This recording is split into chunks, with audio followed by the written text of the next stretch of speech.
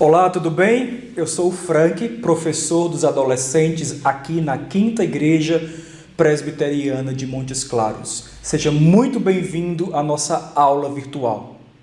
Você lembra sobre o que estudamos na última aula? Isso, puxa aí na memória. Foi sobre a Torre de Babel. Como aquilo tudo aconteceu, como foi construído e como Deus resolveu essa questão.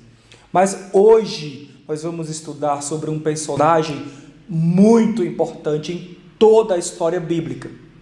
Eu vou te dar uma dica, hein? Ele teve 2 nomes. Mas antes da gente começar, eu quero que você pegue o seu caderno.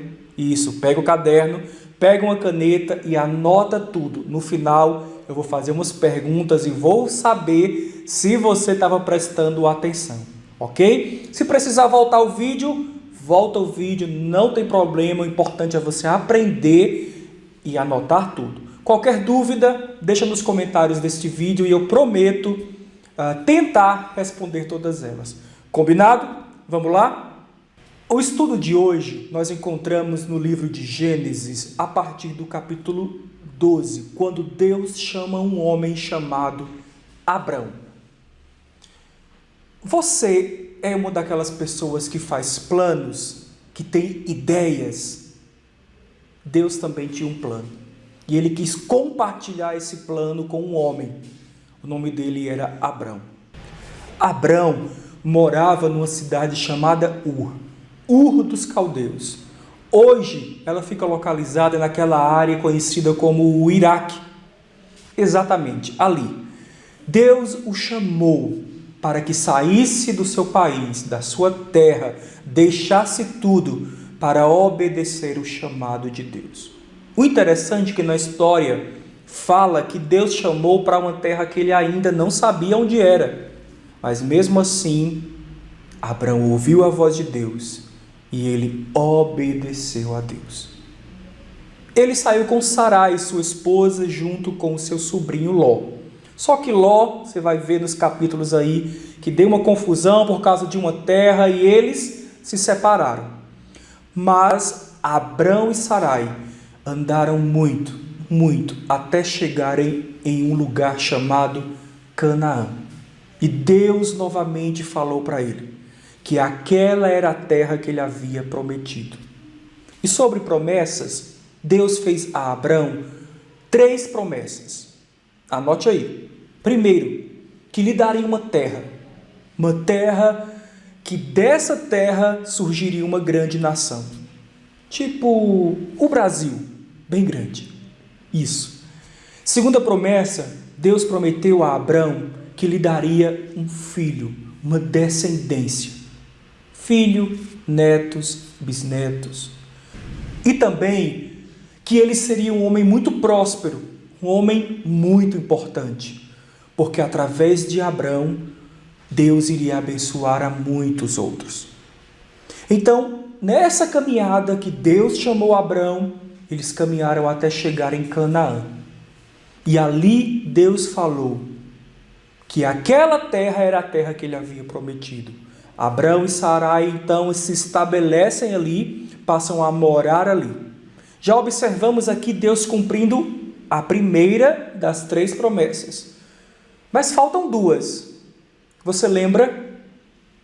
Falta? Isso mesmo. Falta um filho. Porque Sarai, sua esposa, não podia gerar filhos. Mas ficamos curiosos. Como que Deus iria resolver essa questão?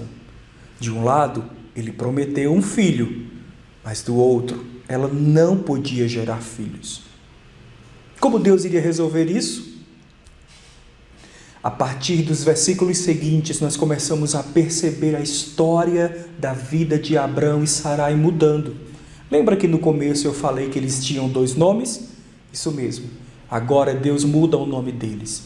Eles passam a chamar-se Abraão e Sara. E no capítulo 21 de Gênesis, pode conferir aí na sua Bíblia, nasce o filho da promessa, Isaque. E com essa história nós podemos então destacar 2 características do ser de Deus. Primeiro, fidelidade.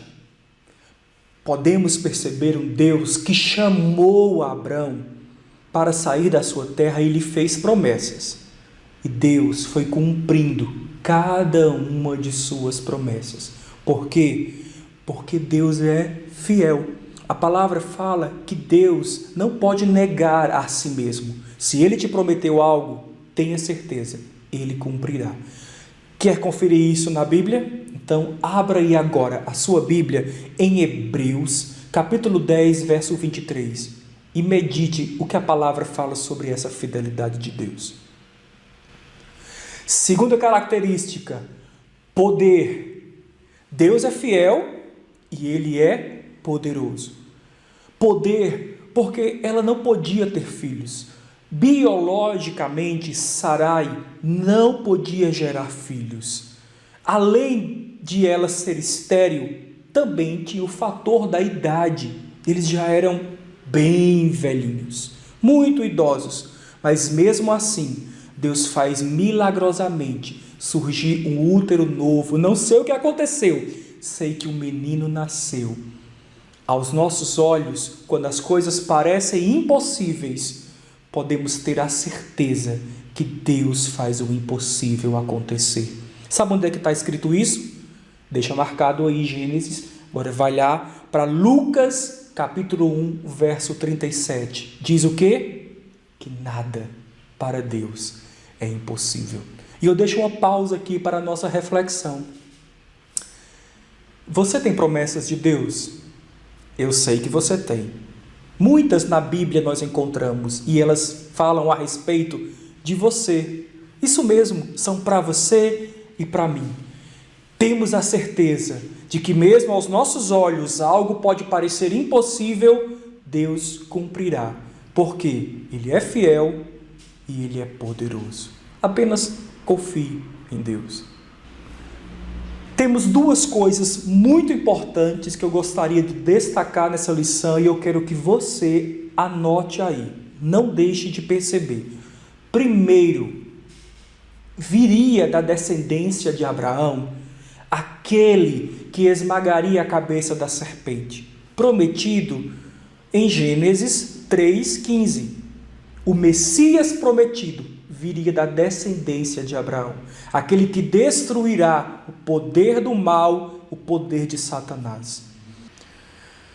Segundo, Abraão, assim como eu e você e toda a humanidade, também era pecador.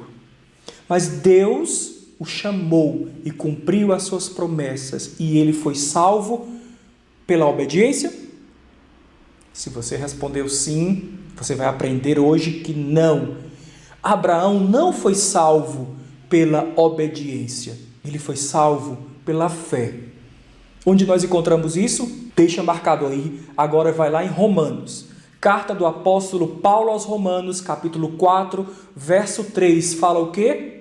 Fala sobre Abraão, o chamado de Deus a Abraão, e que através da fé de Abraão, isso foi imputado a ele, foi atribuído a ele como justiça de Deus. Justificado, não pelas obras, não pela obediência, mas pela fé em Deus. Nós todos, não somente Abraão, toda a humanidade, antes de Abraão, depois de Abraão, antes de Cristo e depois de Cristo, só pode ser salvo de uma única forma: pela fé em Deus, pela fé na promessa do Messias que viria. E tudo eles faziam olhando para essa promessa do Messias que viria. Eles não eram salvos pela obediência, eles não eram salvos pelos rituais e as ofertas de animais do templo. Tudo aquilo apontava para Cristo que viria. E essa fé na promessa de Deus e neste Deus que é fiel e poderoso foi o que salvou Abraão e todos aqueles antes da vinda do Messias, Cristo Jesus, o nosso Salvador. Que mensagem maravilhosa para nós nessa lição hoje, não é mesmo? Agora eu quero que nós, para encerrarmos nossa lição, nós vamos orar. Vamos falar com Deus? Quero convidar você que está assistindo comigo esse vídeo aí a fazer essa oração. Vamos orar? Ó Deus, Obrigado porque Tu és um Deus de planos. Tu és um Deus de sonhos, e estes sonhos também dizem respeito às nossas vidas. E nós queremos Te agradecer, porque assim como o Senhor chamou Abraão de uma forma particular e pessoal, o Senhor também chamou e tem chamado aqueles que são seus para crerem em Cristo Jesus. Ajuda-nos a obedecer como Abraão obedeceu. Ajuda-nos, ó Deus, a ouvir a Tua voz através da Tua palavra e que o Senhor reine em nós dia após dia, em nome de Jesus. Amém e amém. Agora, a hora da verdade. Você prestou mesmo atenção? Vamos lá para as nossas perguntas. Eu avisei que ia ter perguntas no final e eu quero ver se você vai responder todas elas. Tente responder todas, ok? Se não souber, volta ao vídeo ou deixa nos comentários a sua dúvida. Vamos lá? Pergunta de número 1. Onde Abraão morava quando Deus o chamou? Pergunta número 2. O que Deus pediu para Abraão fazer? Próxima pergunta.